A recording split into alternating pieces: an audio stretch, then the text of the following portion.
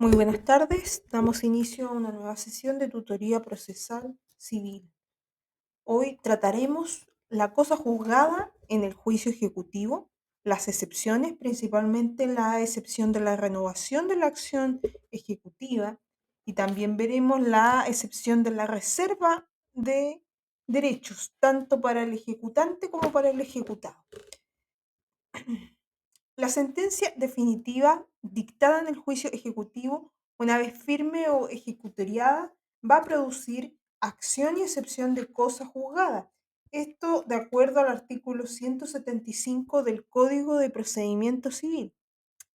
Por ende, por una parte puede cumplirse y por la otra impide que en su nuevo juicio ejecutivo u ordinario vuelva a discutirse lo ya resuelto por el pleito anterior. Ahora bien, aun cuando lo dicho se desprende de las normas comunes del artículo 478 del mismo código, artículo que indica lo siguiente: la sentencia recaída en el juicio ejecutivo produce cosa juzgada en el juicio ordinario, tanto respecto del ejecutante como del ejecutado. Con todo, si antes de dictarse sentencia en el juicio ejecutivo, el actor o el procesado piden que se les reserven para el ordinario sus acciones o excepciones, podrá el tribunal declararlo así, existiendo motivos calificados. Siempre se concederá la reserva respecto de las acciones y excepciones que no se refieran a la existencia de la obligación misma que ha sido objeto de la ejecución. En los casos del inciso precedente, la demanda ordinaria deberá interponerse dentro del plazo que señala el artículo 474, bajo pena de no ser admitida después. Así, aun cuando lo dicho se desprende de las normas del artículo ya revisado del artículo 478 del mismo código, se dispone que la sentencia que recae en el juicio ejecutivo va a producir cosa juzgada en el juicio ordinario. Ese es un primer punto, tanto respecto del ejecutante como del ejecutado. Sin embargo, tales normas sobre la cosa juzgada de la sentencia dictada en el juicio ejecutivo frente a un nuevo juicio de este tipo, como frente a un juicio ordinario, admiten excepciones. Estas excepciones, de acuerdo al artículo ya revisado, van a estar constituidas por la renovación de la acción ejecutiva y por la reserva de los derechos. En cuanto a la primera, la renovación de la acción ejecutiva. El artículo 477 del mismo código hace referencia a ella. La acción ejecutiva rechazada por incompetencia del tribunal, incapacidad, ineptitud del libelo o falta de oportunidad en la ejecución podrá renovarse con arreglo a los preceptos de este título. Por tanto, podemos decir que la renovación de la acción ejecutiva es aquel derecho del ejecutante que lo faculta a promover nuevamente en razón de que se haya rechazado la acción en, en que se hubiese dado lugar o acogido a alguna de las excepciones que nos indica el artículo 477. Estas excepciones, además, si nosotros revisamos, son de carácter dilatorio, tales como la incompetencia del tribunal, de acuerdo al artículo 464, número 1, la incapacidad del 464, número 2, tenemos también la ineptitud del libelo del artículo 464, número 4, y la falta de oportunidad en la ejecución del mismo artículo, pero en este caso el numeral número 7. Aun cuando hemos señalado que la excepción de falta de oportunidad de la ejecución se contempla en el número 7 del artículo 464 del Código, la doctrina discute respecto del alcance de ella. En consecuencia, si la demanda ejecutiva se ha rechazado por haberse acogido una o todas de estas excepciones, el ejecutante puede iniciar otro juicio ejecutivo una vez subsanado el motivo que posibilitó que se diera lugar a la excepción. Por tanto, podemos entender que comprende una facultad para el ejecutante cuando se ha dado lugar a alguna de las excepciones de carácter dilatorio que ya se enunciaron y que están comprendidas en el artículo 464, entendiéndose, por tanto, la renovación de la acción ejecutiva como una excepción al principio de cosa juzgada, como también lo es la institución de la reserva de derechos. La reserva de derechos es aquella facultad que la ley le da a las partes para que puedan deducir el derecho reservado en un juicio ordinario o dentro del plazo que ella señala. La reserva entonces va a tener que incluir tanto al ejecutante como al ejecutado, denominándose en primer caso la reserva de acciones y en el segundo la reserva de excepciones. Resulta procedente únicamente para poder volver a demandar en un juicio ordinario y no en uno ejecutivo. En cuanto al primer caso, la reserva de derechos o acciones del ejecutante. El ejecutante va a poder efectuar la reserva de sus acciones en dos oportunidades. Aquí hay que revisar los artículos 467, 473 y 478 que ya revisamos. El artículo 467, que habla acerca del desistimiento y la reserva de derechos del ejecutante, nos indica lo siguiente. El ejecutante podrá solo, dentro del plazo de 4 días que concede el inciso primero del artículo anterior, desistirse de la demanda ejecutiva con reserva de su derecho para entablar acción ordinaria sobre los mismos puntos que han sido materia de aquella. Por el desistimiento, perderá el derecho para deducir nueva acción ejecutiva y quedará ipso facto sin valor el embargo y demás resoluciones dictadas.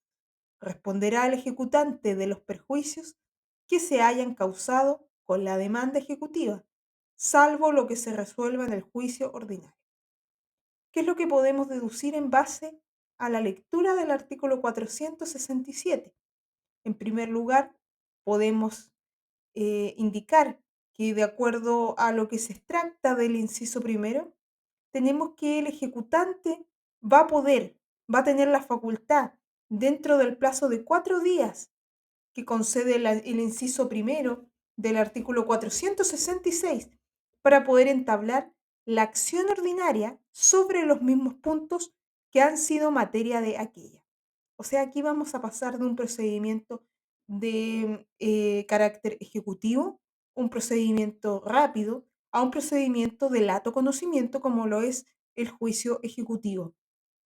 Acto seguido, el inciso segundo nos indica que por el desistimiento va a perder el derecho para poder deducir una nueva acción ejecutiva. Por tanto, aquí, ¿qué es lo que el legislador nos quiere dejar en claro?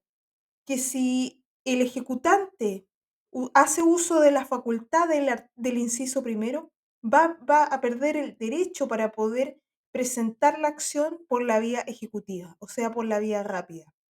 Y va a tener entonces que ir por el procedimiento ordinario, el procedimiento de lato conocimiento. Acto seguido, el último inciso del artículo 467 nos habla respecto a la responsabilidad en cuanto a los perjuicios que se pudiesen haber causado, salvo entonces que se resuelva en juicio ordinario. Em, Luego de ello, tenemos que la reserva de derechos, si bien se encuentra consagrada en el artículo ya revisado y en el 478, al cual hicimos alusión en el punto anterior, también se encuentra consagrada en el artículo 473, el cual nos referencia a la reserva de derechos del ejecutado, o sea, de este otro sujeto procesal. El artículo 473 nos indica lo siguiente: si deduciendo lo ejecutado o posición legal expone en el mismo acto que no tiene medios de justificarla en el término de prueba y pide que se le reserve su derecho para el juicio ordinario y que no se haga pago al acreedor sin que cautione previamente las resultas de este juicio, el tribunal dictará sentencia de pago o remate y accederá a la reserva y caución pedidas. ¿Qué es lo que tenemos aquí? tenemos que esta es la reserva de derechos del ejecutado, no del ejecutante, al cual hacía alusión el artículo 467, perdón.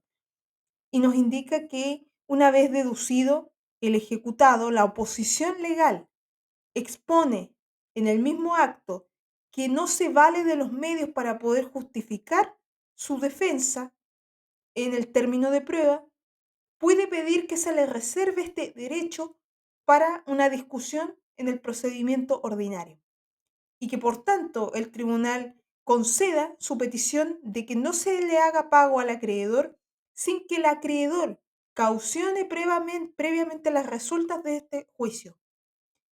Esta institución además se ve amparada por lo indicado en el artículo 478 que leímos al principio. Entonces, en síntesis, tenemos que, ¿cuál es el plazo para contestar las excepciones? Tenemos que abocarnos a lo que indica el artículo 467 que nosotros leímos al principio. En este plazo, el ejecutante, aquí estamos en materia del ejecutante, puede desistirse de la demanda ejecutiva con reserva de su derecho para entablar la acción ordinaria sobre los mismos puntos que han sido materia de aquella.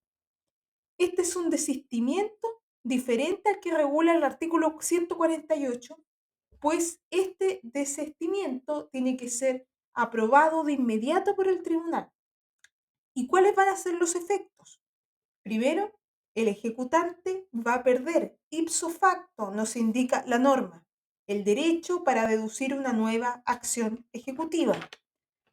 El segundo efecto que nosotros podemos indicar respecto a este punto es respecto a la falta de valor del embargo y de las demás resoluciones que fueron dictadas en el procedimiento ejecutivo, si es que se acoge.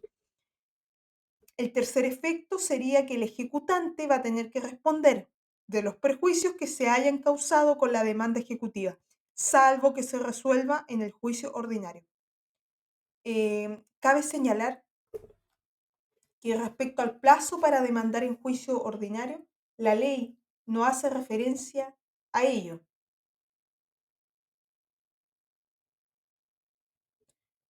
Pese a ello, podemos indicar, además, respecto al plazo, que el 467 nos hace referencia a 4 días. ¿Pero 4 días para qué? 4 días para desistirse de la demanda ejecutiva, con reserva de su derecho para entablar acción ordinaria.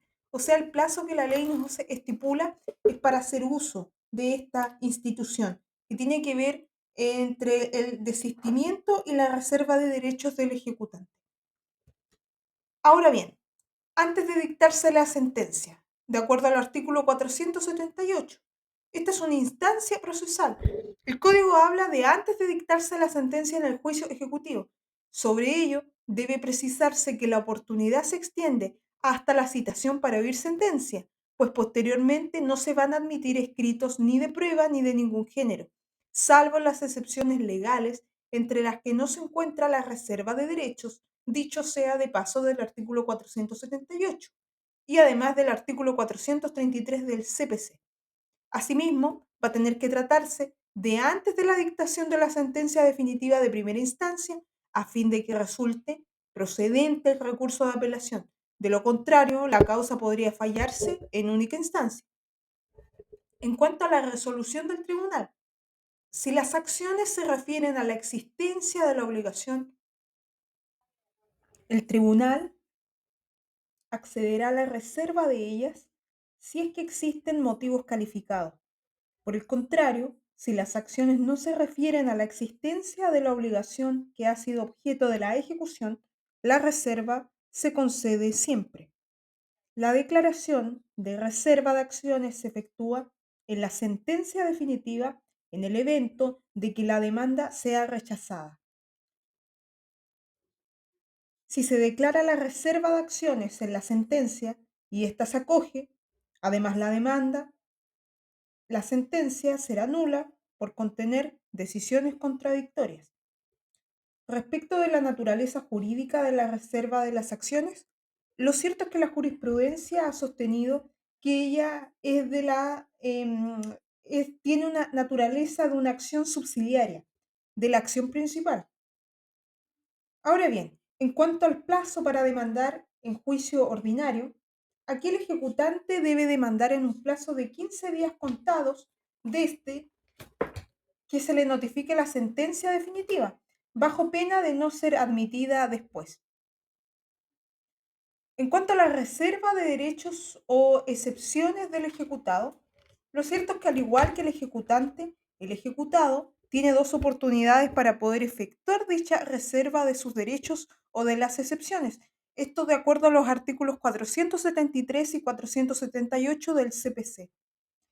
La primera hipótesis es al deducir la oposición a la ejecución de acuerdo al artículo 473. Aquí el ejecutado va a tener que deducir oposición a la ejecución, es decir, va a tener que oponer las excepciones y en un mismo acto va a tener que exponer que no tiene los medios que justifican su oposición en el término de prueba y que se le reserve por tanto su derecho para el juicio ordinario. También puede pedir que no se haga pago al acreedor sin que se caucione previamente las resultas del juicio ordinario que se va a iniciar. En este caso, el tribunal va a tener que dictar sentencia definitiva de pago o de remate y va a tener que acceder a la reserva de derechos y a la caución pedida en el párrafo anterior. En cuanto al plazo para demandar en juicio ordinario, aquí el ejecutado, al igual que en la hipótesis pasada, tiene que demandar en un plazo fatal de 15 días, desde que se le notifique la sentencia definitiva. Y en caso de que contravenga esta norma, en caso de que no lo efectuase, va a tener que proceder a ejecutar la sentencia sin previa caución o quedar cancelada la caución si es que se hubiese solicitado. Ese viene a ser una sanción para el ejecutado al no haber cumplido con la obligación de demandar en un plazo de 15 días. La segunda hipótesis surge antes de dictarse la sentencia, de acuerdo al artículo 478. Sobre el particular, cabe efectuar las mismas precisiones anotadas respecto del término antes de dictarse sentencia en el juicio ejecutivo y que ésta debe ser de primera instancia. En cuanto a la resolución del tribunal, ahora bien, si el ejecutado en esta oportunidad solicita la reserva de las excepciones y ellas se refieren a la existencia misma de la obligación, el tribunal accederá a la reserva si existen motivos calificados. Si las excepciones no se refieren a la existencia de la obligación que ha sido objeto de la ejecución, ella se va a tener que conceder siempre. En cuanto a la declaración de la reserva de las excepciones, se efectúa la sentencia definitiva en el evento de que la demanda sea acogida. Si se declara la reserva de excepciones en la sentencia y ésta rechaza la demanda, la sentencia será nula por contener disposiciones o decisiones contradictorias. En cuanto al plazo para interponer la demanda en procedimiento ordinario, una vez acogido, lo cierto es que el ejecutado tiene que demandar, al igual que en la hipótesis pasada, en un plazo de 15 días contados desde que se le notifique la sentencia definitiva, bajo pena de no ser admitida después. O sea, si no la interpone dentro del plazo que la ley señala, después no va a poder hacer uso de este derecho.